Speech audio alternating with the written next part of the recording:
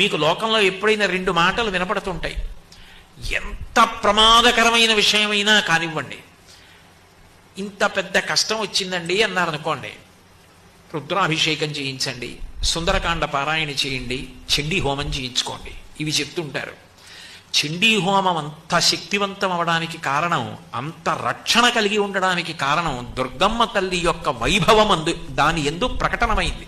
అందుకే దాని పేరే దుర్గా సప్తశతి.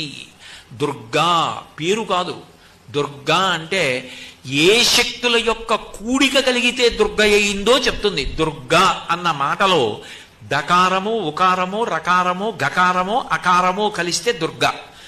ద అంటే దైత్యనాశనం. అట్లాగే ఉకారము విఘ్నమును పోగొడుతుంది. విఘ్నం అంటే కార్యహంతి, ఇంకా పని జరగకుండా పోతుంది. అట్లా జరగకుండా పోయేటట్టు చెయ్యగలిగిన, విఘ్నమును తొలగించగలిగినటువంటిది ఆ దుర్గాలో ఉకారము.